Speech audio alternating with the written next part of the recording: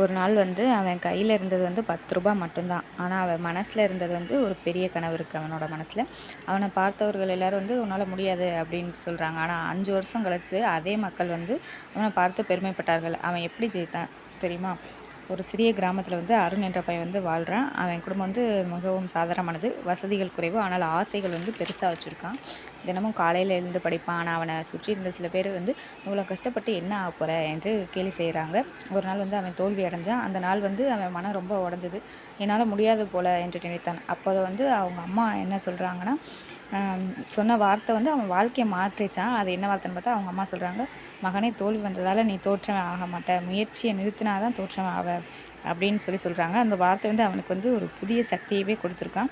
அவன் தினமும் சிறிய முன்னேற்றம் செய்ய ஆரம்பிச்சிருக்கான். ஒரு நாள் 1 மணி நேரம் படித்தவன் வந்து பிறகு 5 மணி நேரம் வந்து படிக்க ஆரம்பிச்சிருக்கான். வருடங்கள் வந்து சென்றது. அவனோட கனவு வேலை வந்து அவனுக்கு கிடச்சிருச்சு. அவனை கேலி செய்தவர்கள் வந்து இப்போது பாராட்ட ஆரம்பிச்சிருக்காங்களாம். ஆனால் அவன் என்ன சொல்கிறான்னா, என்னை மாற்றியது வந்து வெற்றி இல்லை, என்னை மாற்றியது வந்து தோல்வி கொடுத்த பாடம் அப்படின்னு சொல்கிறான்.